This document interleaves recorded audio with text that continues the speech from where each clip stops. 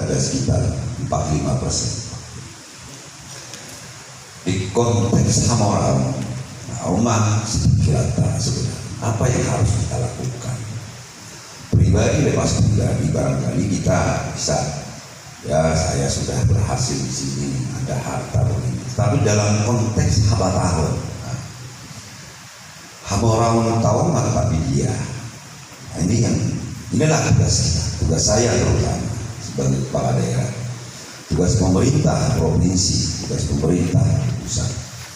Apa yang harus kita lakukan agar masyarakat kita, terutama yang tinggal di Bonapasuki, ya, naik taraf kehidupannya, standar kehidupannya bisa naik, ya, sehingga dan urbanisasi dan roto akahita di Pangaratuan, bagaimana dia betah di desa, ya, bagaimana betah di desa, akhirnya tidak mau pergi ke kota. Berarti harus kita siapkan segala kebutuhannya untuk menumpang kehidupannya ada di desa. Infrastrukturnya, listriknya, air bersihnya, termasuk lahan. Agak miris rasanya teman-teman jurnalistik. Jadi perlu catatan. Kita turun ke desa, kita kumpul warga kita tanya siapa yang punya lahan. Dari 200 kakak hanya 7 tangan 10 kakak. Kita cek lahannya, ada yang 1 hektar, ada yang 2 hektar, ada yang hanya 1 are.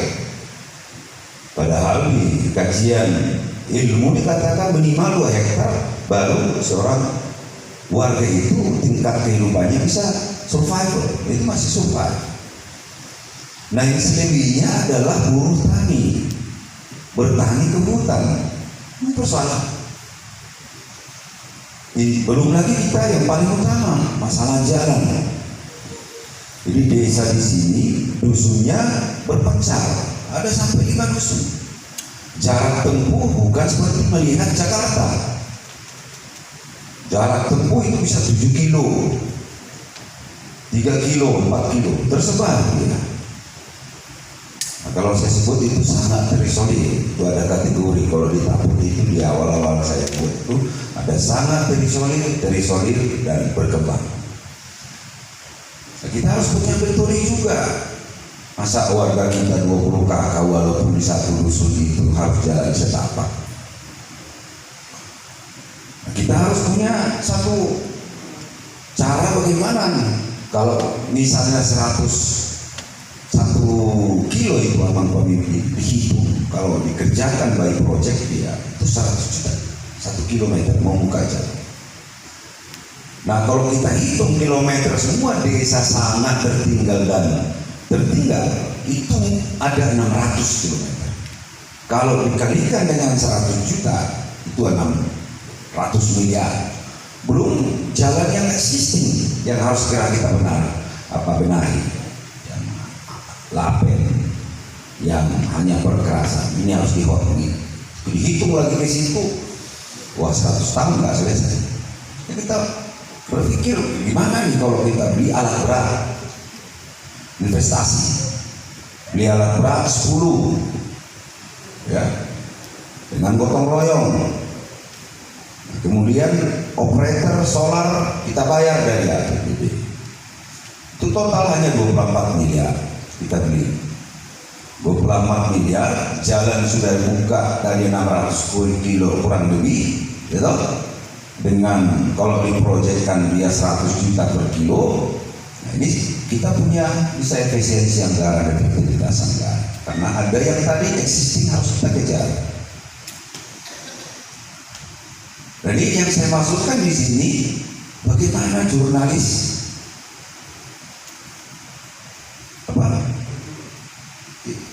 bicara ini, membedah ini, bahwa Indonesia jangan dilihat dari Java sentrisnya. Bisa kasih contoh, dana desa yang masuk kita Utara bersumber dari pusat itu sekitar 800 juta. Tetapi tadi jalan dusun sampai 100 tahun pun ini kalau hanya menggunakan dana desa ini tidak akan selesai. Tidak akan selesai. Berarti kita harus support dari PBB.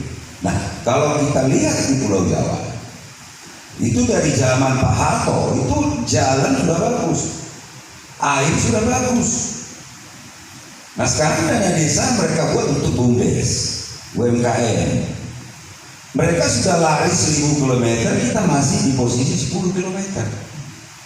Ini harus ada perubahan kebijakan. Siapa yang harus bisa merubahnya? Wartawan. Nah, ini banyak hal-hal yang sebenarnya kita diskusi. Saya baru kemarin juga menyampaikan ini di forum, karena saya pembicara di SMSI, Serikat Media Cyber Indonesia, di Hotel Jayakarta. Bicara juga bahwa kalau Indonesia dibangun dari desa, berbasis desa, maka kota kuat. Kota kuat, maka Indonesia akan mandiri. Tidak ada sebuah negara membangun sebuah daerah dengan top down itu hasil, tetapi dengan bottom up. Nah, di bottom up ini ada dusun. Kalau bicara kelurahan ya ada lingkungan.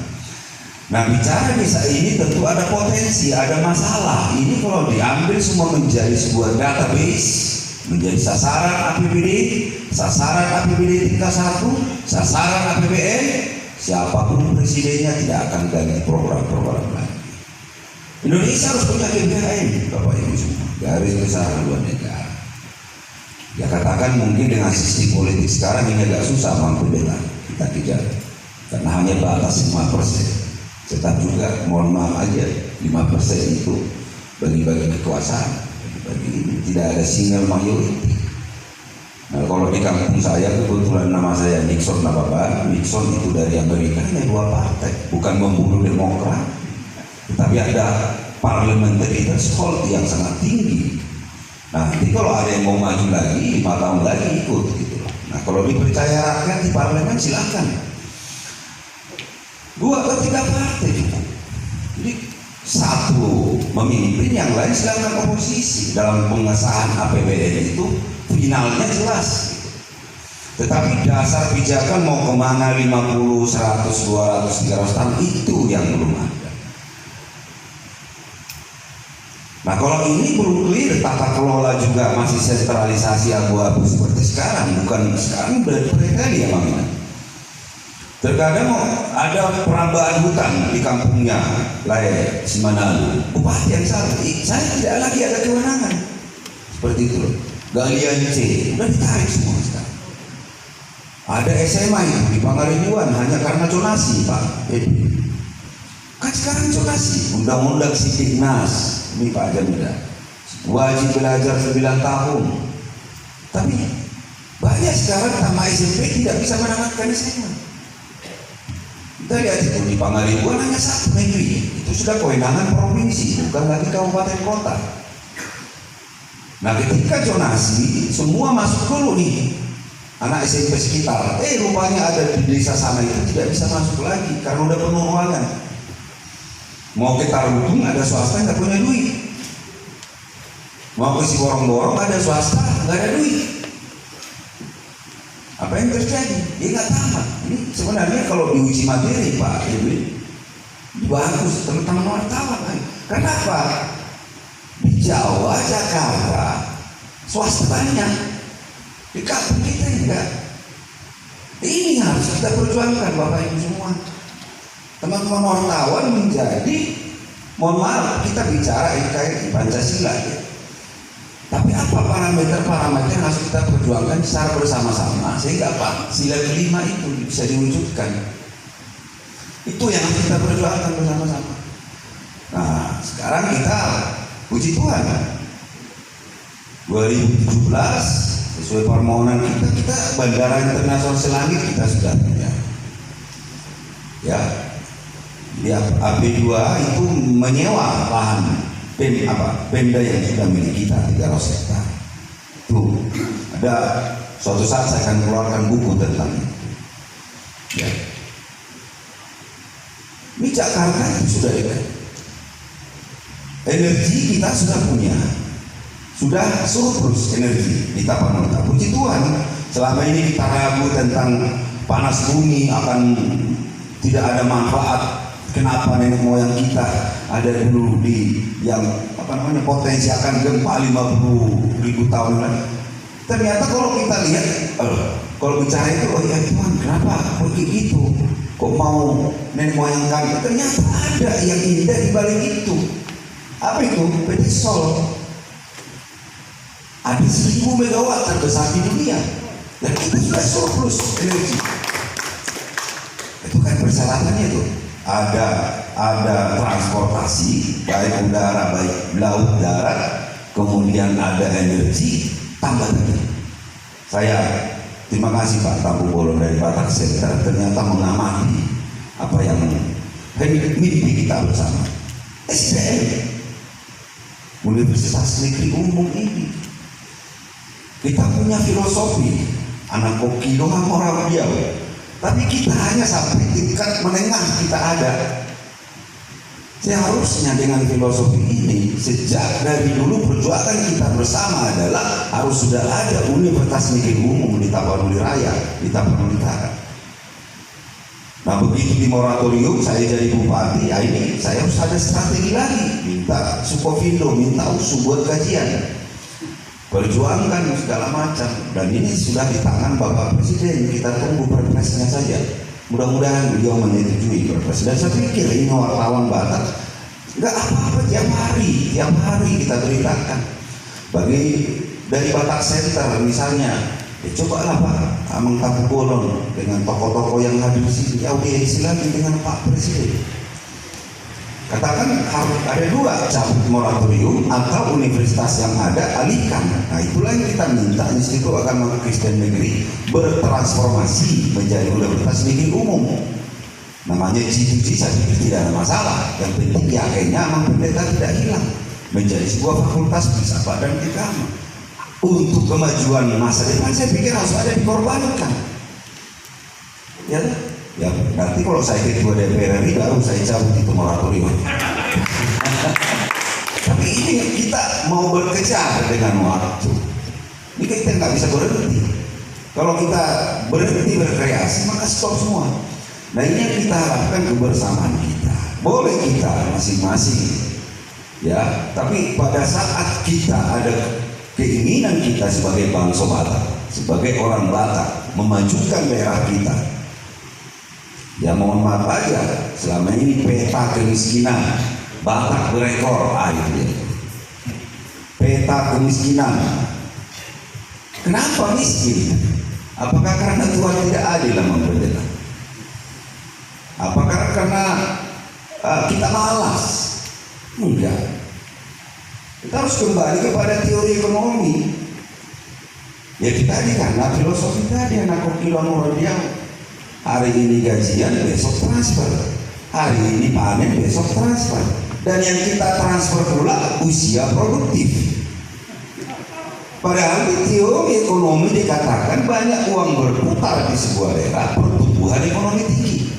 Banyak usia produktif di sebuah daerah, maka produktivitas kerja tinggi. Kita cek di Tapanuli terbalik. Ini harus kita hentikan. Apa yang menyebabkan sekolah? Di tingkat mana ini? Perguruan tinggi. Nah, seperti itu. Nah kemudian kalau ini terjadi, bisa kita bayangkan ribuan orang datang, uang berputar, ribuan orang datang. Tunggu yang swasta baru, yang swasta sekarang makin kuat karena sudah ada negeri.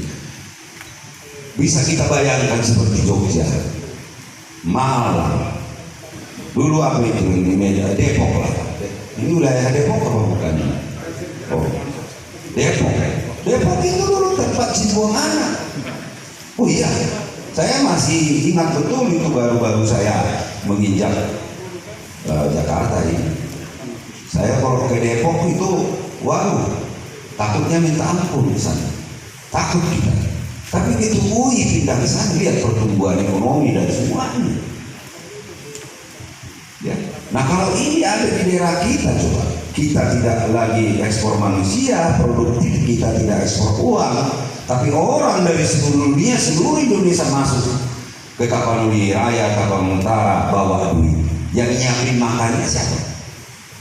Yang nyiapin bajunya siapa? Yang nyiapin tempat tinggal siapa? Nyiapin hotelnya siapa? Mungkin Pak Edwin sama Pak Tambu Boro. Daripada uangnya parkir di situ udah pasti bikin hotel berbintang. Loh, kalau saya minta Pak ini bikinlah dulu mall di sini. Pasti pertanyaan dulu dalam hati apa? Demandnya ada enggak? Kalau ada demand mahasiswa, dosen, keluarga pasti. Gak usah diajak juga Pak Bupati, tolong izin dong keluarin. Ini saya sudah mau bangun. Jadi kembali kita sebenarnya kepada terminologi, tapi praktisi juga kita harus kerjakan. Puji Tuhan, pertumbuhan ekonomi Tapal Utara tidak minus di 2020 walaupun pandemi COVID. Dan kita sekarang Tapanuli Raya, Tapal Utara lah pusat daripada penanganan virus COVID-19. Ya, kemudian juga mudah-mudahan 2021 kita juga tidak minus, tapi tumbuh pertumbuhan ekonomi kita. Jadi panjang lebar nanti saya bicara, saya sudah lapar semua, tapi pada inti yang mau saya maksudkan adalah ada hal-hal yang belum kita samakan persepsi teman-teman jurnalistik. Ya, ayo gali. Ya, seperti kemarin saya diwawancarai oleh koran Kompas. Karena saya kebetulan ketua bidang pemerintahan dan pendayagunaan aparatur di Apkasi. Saya ditanya, Pak Bupati, ini masalah serapan anggaran. Kenapa serapan anggaran sangat lama di daerah-daerah? Apakah para bupati, wali kota, gubernur tidak mampu? Ya, atau sengaja menumpuk uang? Sebenarnya tidak. Ya, ini karena regulasi juga Pak ini. Saya bilang hapus itu yang namanya EBC, hapus namanya tender. Tender itu kan dibuka bulan 3, kemudian ada berapa minggu, terus ada ini bulan sanggahan lagi, akhirnya apa? Pekerjaan baru bulan 8, bulan 9, numpuk bulan 12. Pertanyaannya, apakah putra daerah kalau ditunjuk langsung misal ngerjain angka 2 miliar di atas tidak sanggup? Oke, mana kualifikasi? Tinggal itu dilengkapi tuh Permendagri apa kayak itu. Mana ada ini juga kualifikasi ini. Ada anak daerahmu tunjuk kalau memenuhi, kalau tidak kasih cari yang lain. Dicari yang lain ketemu tuh besok kerjain. Kasih kontrak 3 bulan kerjain, cepat bulan 5 paling lama itu sudah selesai. Nah, kemudian yang kedua soal apa itu? Katalog. Dia buka bulan 5 kan Pak ini. Bulan 6 baru belanja. Ada belanja bulan 7, bulan 8. Kenapa nggak dibuka aja akhir tahun seperti sekarang? Desember 2022 udah diumumkan. Sehingga belanja di bulan 1. Jadi kadang sakit kepala, obat kita sakit kepala dikasih obat